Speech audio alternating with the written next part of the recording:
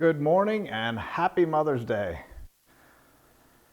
Yeah, certainly want to honor our mothers today and just tell you all how grateful we are for you, for what you've done for us. To my own mother, um, thank you so much for all that you've done for me. Your prayers, tears, and caring from the day that I was conceived and until today, you've always been my biggest cheerleader. I'm so grateful for that. My subject today won't be mothers, but I would like to take just a few minutes to read a few things that I've found just as a tribute, as a thank you to you as mothers for what you do.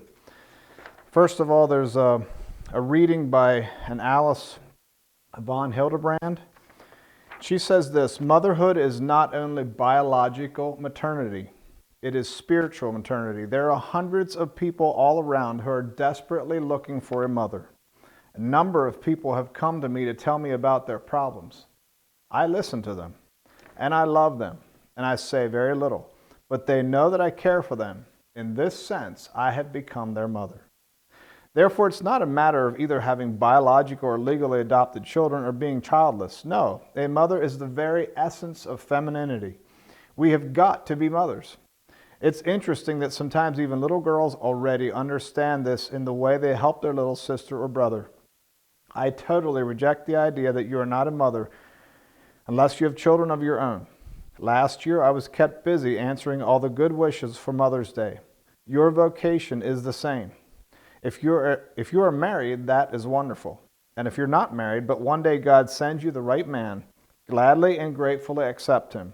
But your motherhood should come long before that. Pray to God that he sends you spiritual children. Spiritual motherhood is more important than biological motherhood. There are plenty of women who are biological mothers and yet not mothers at all. Some consider their child to be a nuisance and an accident, saying, I didn't want it. Take, for instance, women who have an abortion for convenience sake. God offers them a tremendous gift, but they say, no, I don't want it. It's going to disturb me. From now on, your daily prayer should be, God, send me spiritual children, and I will never turn any one of them down. The more the better, simple as that. Pray for the gift of spiritual children. It might very well be that in your beautiful desire to be a biological mother, you have overlooked cases where you could have become a spiritual mother. Many of my students become my spiritual children even though they were young adults already. You are called to motherhood right now. Not next week, not next month. I'm absolutely convinced that God has placed people in your path and called you to motherhood. Your task is to love those that are weak, unhappy, helpless, and unloved. Sometimes you can do this just by saying one word. At other times, you'll just have to listen. In every life there is suffering. Most people keep it inside. When they feel loved, it will open up and tell you about their suffering. Then you will find that by carrying other people's suffering, your own suffering becomes lighter. That is the calling of mothers. Another one, especially for mothers who have young children. And this is anonymous. Don't know who the writer is. It says, I know it's hard, Mama. I know it can be hard to get up every day and have these little people rely on you. I know it's hard to feel like sometimes your world is so small. I want to remind you, you are the world. You are the world that those little ones revolve around. You are their nurture, their home, and their comfort. You are everything to them, and I hope even on your hard days, you know how special you are, especially to your little people. God bless you, and thank you so much, mothers, for all that you've done. The message today, I've entitled, Praying for the Right Thing. You know, a lot of people have been praying in recent months here that haven't been praying before. And those of us who are praying people, who are people of faith, are praying more earnestly for some things and possibly than we have in the past.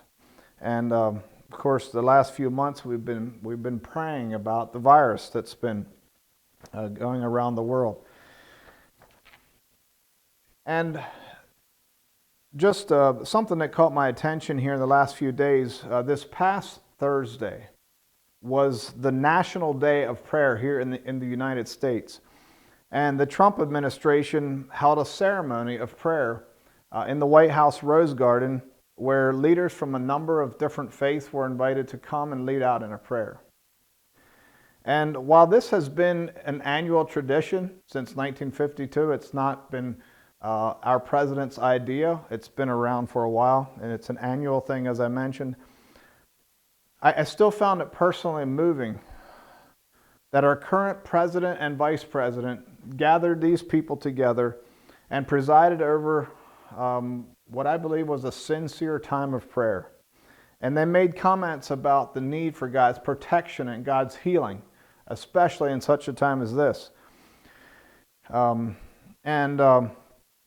So that was moving to me.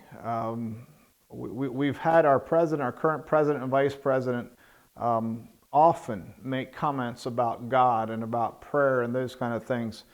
And I'm grateful for that. I think that's a good thing. I think it's good for them to acknowledge that. As I was considering all of that, there was a nagging question that came to my mind. And this was the question. As our president and vice president presided over that time of prayer, and as we as a people, thinking especially of us as Americans, are praying these days for deliverance from the virus, are we praying the right prayers? And also, are we doing the right thing for God to honor those prayers? Here's what we should be doing, according to the Bible. And again, going back to this very popular verse, if you want to call it that, a verse that we often turn to in a time like this, and it's been mentioned the last several weeks as we preached here, 2 Chronicles 7:14. I'd like to point out a few specifics in this verse. So again, a familiar verse to most of you, I'm sure. If my people, which are called by my name, Christians, shall humble themselves and pray and seek my face and turn from their wicked ways.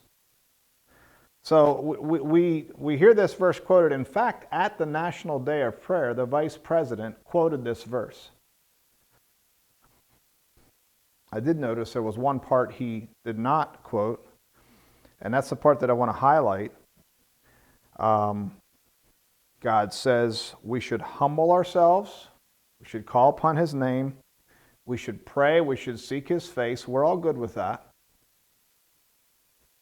And then it says we need to turn from our wicked ways. And I believe that phrase is the hinge upon which this door swings, this door of God's favor and blessing. I believe that door of blessing is closed when we are a wicked, God-forsaking nation. And I believe in many ways that's what we are. There's many Christians still in America today. I'm very grateful for that. But there does seem to be more and more of people who completely reject God. And while, yeah, we may be good with the thing of praying and humble ourselves and all that, but I believe, again, if we want that door to open, that door to turn, and for God's favor and blessing to be upon our land, I believe this is the hinge upon which it turns, to turn from our wicked ways, to repent of the wickedness of our sin. And he says then, and in that case, then will I hear from heaven, and I will forgive their sin, and I will heal their land. That is what we're looking for. Not only healing from the virus, but from the effects of the virus. There's many, many consequences of the virus, and especially of the measures that we've taken to try to contain it. It's been incredible to observe the trillions of dollars that we're spending combating this virus. and the incredible loss of rights and privileges that we as a nation have been willing to endure to try to put an end to the disease, to try to contain it and so forth. And so my question, as I think about this, and this question is so much for me, it's something I've been thinking about for weeks. Are we focusing on the right plague? We're praying and asking God to deliver us from this plague of the virus. Is that the plague we should be praying about the most? Are we spending these trillions of dollars combating the right plague? Or are we simply fighting the wrong battle? Is it possible that this virus could be of secondary importance to a number of others? Maybe it's not the most important virus we should be combating, fighting with. I believe one of the questions we should answer is which plague is of eternal significance? You know, for all of us, our life is going to come to an end here on earth. Our life will be over. Our physical life will end. That's one thing on this earth that is absolutely guaranteed. And what happens after that is the only truly important thing. Not whether we get sick or not while we're here on earth. And so I'd like to talk about a number of plagues that we have in this land and consider whether maybe these plagues are the plagues we should be focusing on and praying about more than the coronavirus plague. Number one, what about the plague of millions of people here in America who proudly refuse to place their trust and faith in God? Who simply say, we don't need God, we don't want God. In fact, people of faith are often seen as haters of those who don't believe in God and so forth. And in Psalm 14, verses 1 to 3, it says this: "The fool hath said in his heart, there is no God." Only a fool will say, there is no God.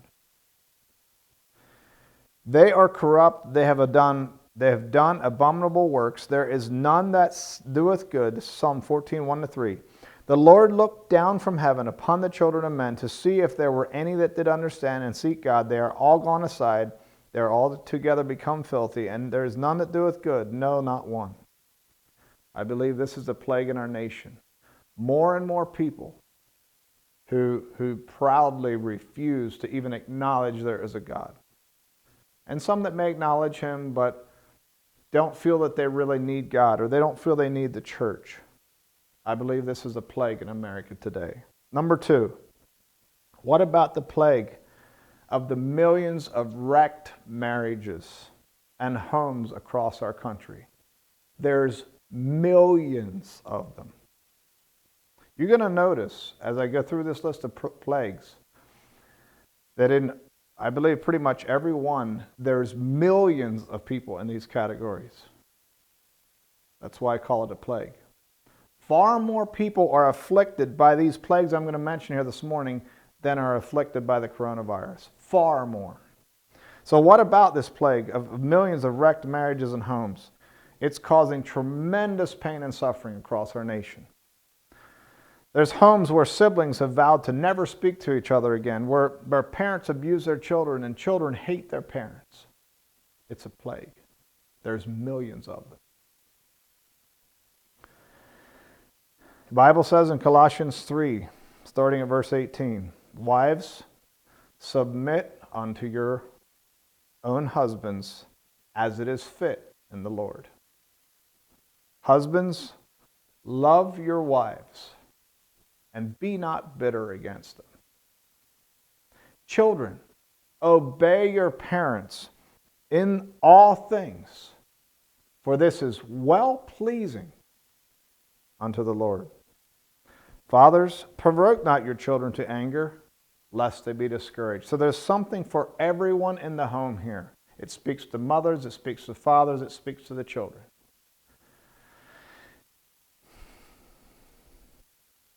Matthew 22, verse 37. This is talking about the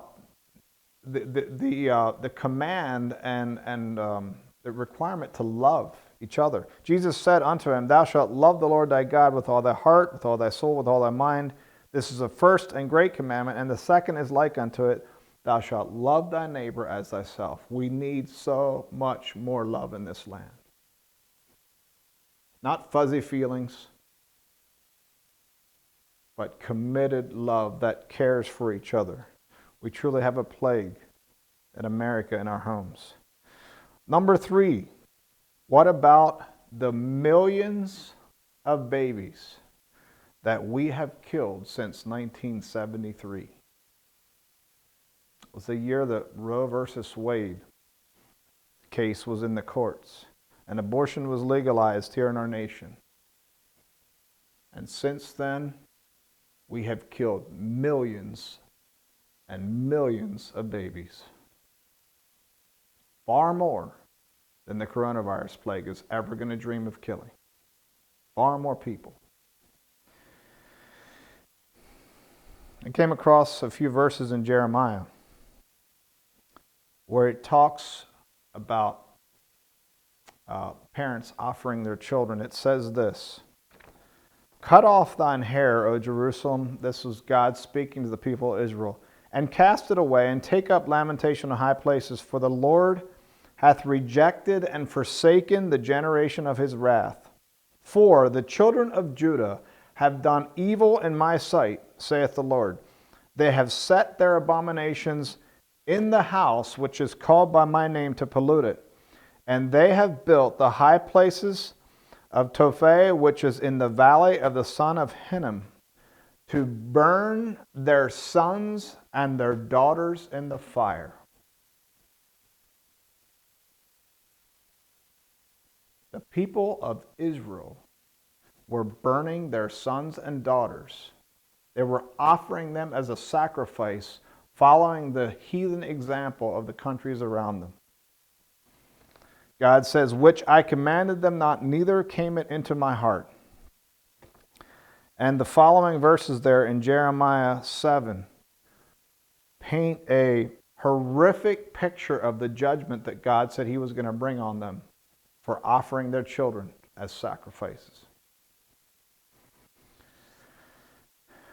Our country has been doing this for years, and maybe it seems like we're getting by with it. But eventually, God is going to say, enough. Maybe this is a plague we should be more concerned about. Number 4, what about the millions of homes where children have no father? I know this is somewhat related to the one with the broken homes, but especially focusing on this part of that plague. There's a plague of millions of homes in this country where there's no father, maybe no mother in some cases, where the children live with the dad. In many cases, they live with the mother and the father is gone. Maybe they have some contact with them, maybe they don't. There's a bunch of cases of each of those. Does this matter? Is this a plague that God cares about? Is this a plague we should be praying about?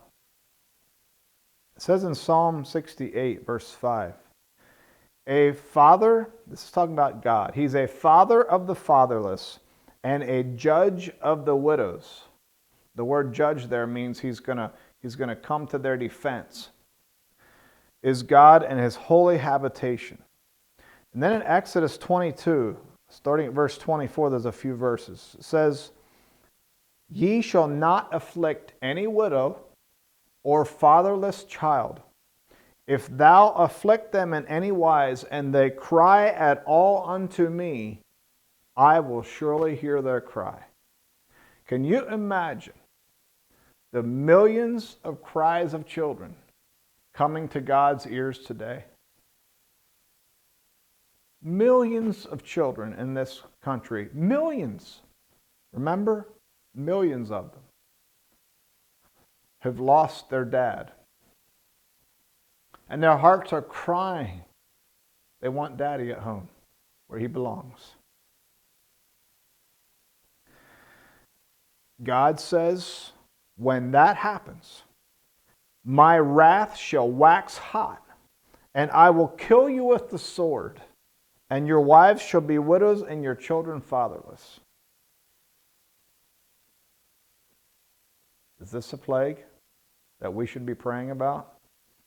I think so. Number 5, what about the millions whose lives are wrecked by alcohol and drugs?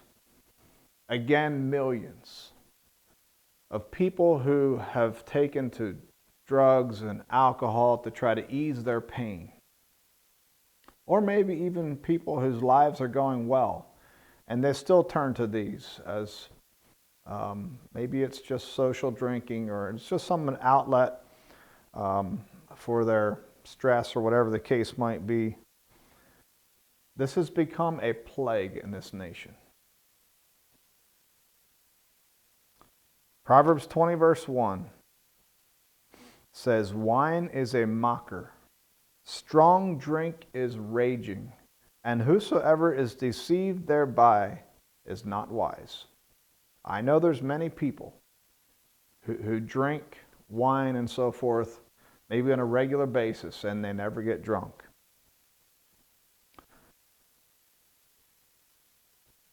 But you tell that to a person who's been an alcoholic for years and is crying out for deliverance, who wants to be free because maybe alcohol has wrecked his home. Maybe a man who has become an alcoholic due to whatever circumstances he's been in, and that has caused him to do things, to become angry and to do mean and nasty and hurtful things in his home, and it's wrecked his home, his family, and he's lost his children and his wife because of it. Tell him that it's okay to just drink a little bit. It's a plague. Number 6, what about the terrible plague of pornography? And the millions of young men and women whose lives, millions of young men and ladies who live in slavery, in the sex trafficking industry. Both of these things are a huge plague across the world, and certainly even in our country. I've been told that in the last few months, pornography and alcohol and domestic violence have escalated drastically, all of those areas. This is a plague. It is truly a plague that has enslaved millions, and have wrecked people's lives. Is this what we should be praying about?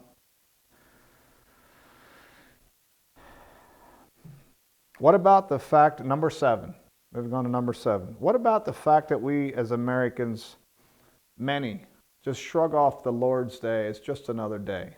And I know I addressed this some weeks ago. I'm not going to spend a lot of time on this, but I believe this is one of the plagues that God will eventually bring judgment for. He makes it very clear in the Bible. He told the people of Israel, when you ignore my Sabbaths, years on end, year after year after year, I will punish you. He makes it very clear.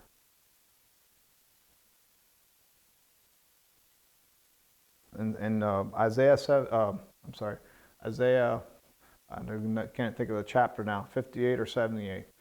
It's not coming in my mind, but there he talks about that, how that if they again restore the Sabbath to what it was meant to be, he will again cause them to become a nation that is prosperous.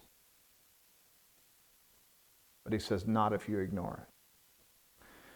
And in the New Testament, again, I mentioned this verse a few weeks ago. These verses, Hebrews 10. Let us consider one another to provoke unto love and to good works, not forsaking the assembling of ourselves together, as the manner of some is. The Bible says we should not quit gathering as a church. And then he says, but exhorting one another, and so much the more as ye see the day approaching. I believe he means the day of the Lord, the day when the Lord will return. As we move closer to that time, and days become evil and more deceiving, we more and more need to be gathering as God's people. So is the ignoring of the Sabbath a plague? I believe it is. I believe it's a plague that is even of greater importance than the coronavirus plague.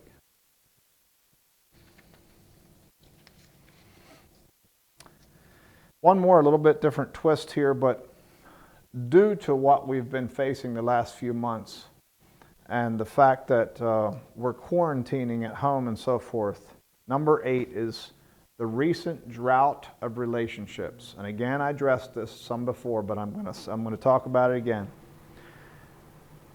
With what we've been having here, the stay-at-home orders and all that, there's a drought of relationships across the world, but we'll focus on our country here. Let's just think of the USA. People have not been getting together. Families were not allowed to travel to see each other. Parents who are spending time in nursing homes can have no visitors. Churches can't have services together. Family members experiencing life-threatening surgeries and treatments in hospitals can't have any family members with them the entire time they're in the hospital. No one can be there from the family. They need to be all alone.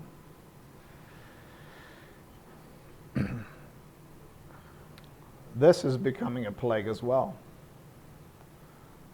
And these together are causing untold spiritual and emotional damage that are going to have effects for years to come.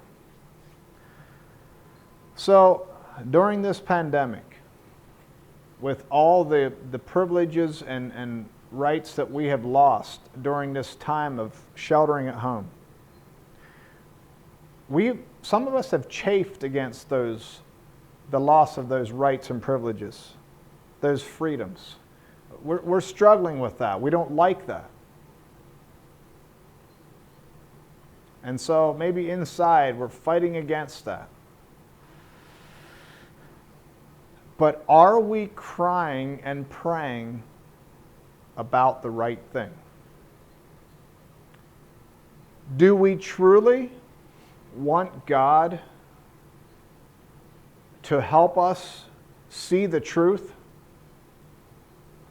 Are we really open to humbling ourselves and doing what He's called us to do so that our nation can be healed? Or do we just simply want our freedoms, our rights, and our wealth back? That's the question that I'm asking you and myself. Why am I praying for deliverance from the coronavirus? You know, the Bible makes it clear that there's a cause and an effect for a nation, whether they follow God or whether they reject Him and take their own way. And I'm going to read some verses from Deuteronomy 28. I'm going to read a number of verses. It's a long chapter. I'm not going to nearly read the whole thing. But this is a chapter where God is spelling out the tremendous blessings that would come on the nation of Israel if they wholeheartedly followed Him. And on the other hand, the curses that will come to them if they reject Him. He said, you can take your own way. You can do whatever you want to do. I'm going to allow you to reject me, but you will pay a huge price. I know this isn't written to the United States of America, but some of the same things will absolutely apply.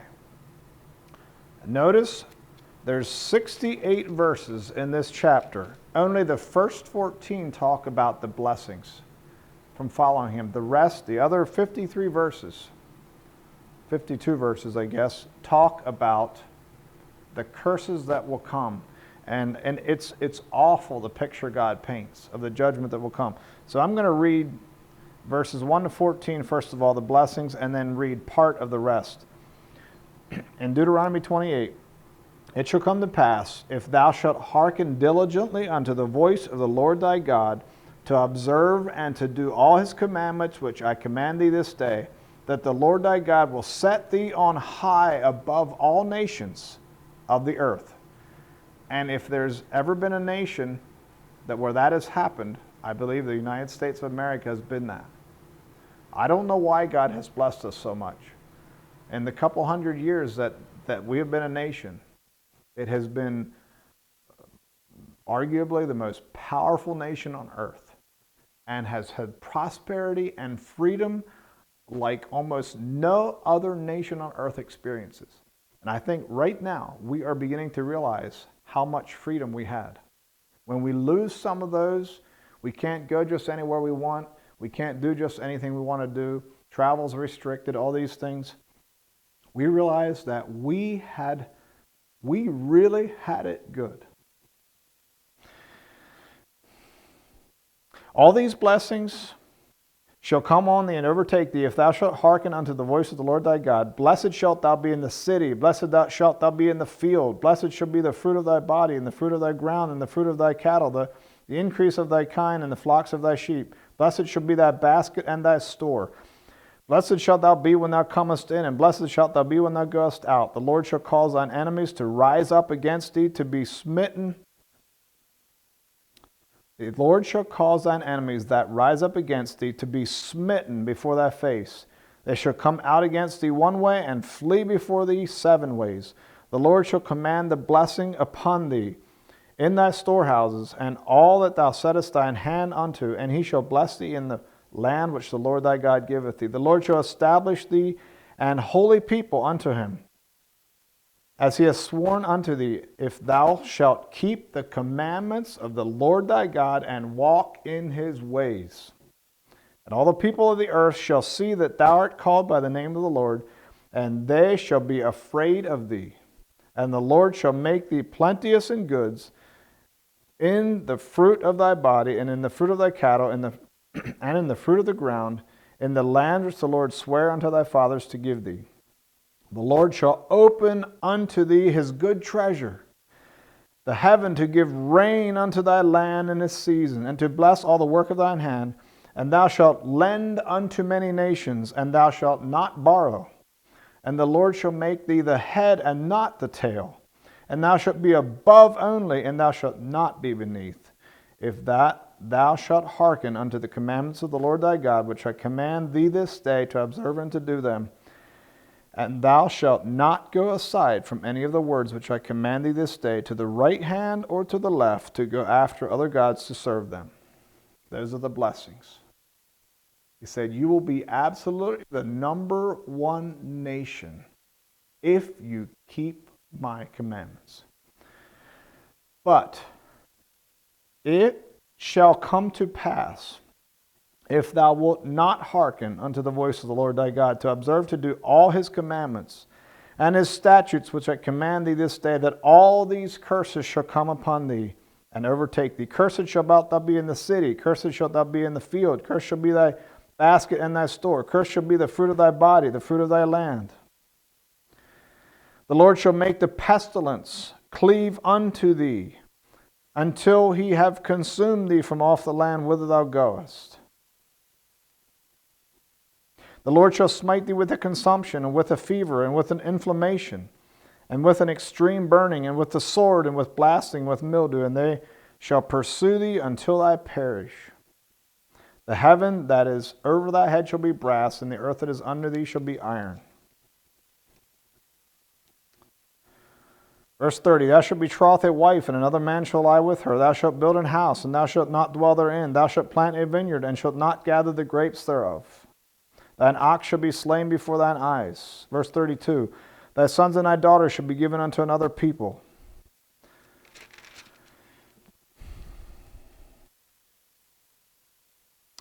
Verse 38, thou shalt carry much seed out into the field, and shalt gather but little in, and the locust shall consume it.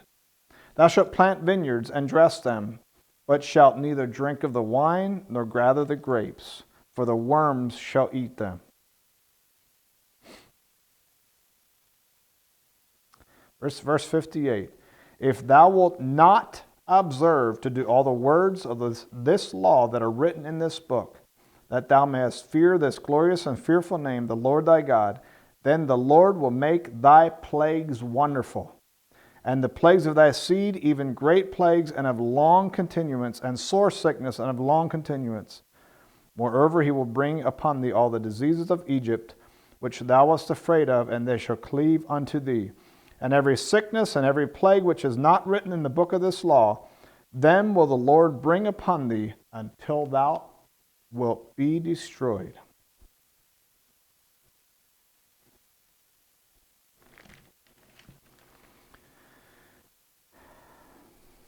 This is the conclusion of the matter. As terrible as the coronavirus might be, and it has been fearful, we have a whole list of plagues in this country which are of far greater eternal importance than the coronavirus plague. And again, this begs a question. Are you praying for the right thing?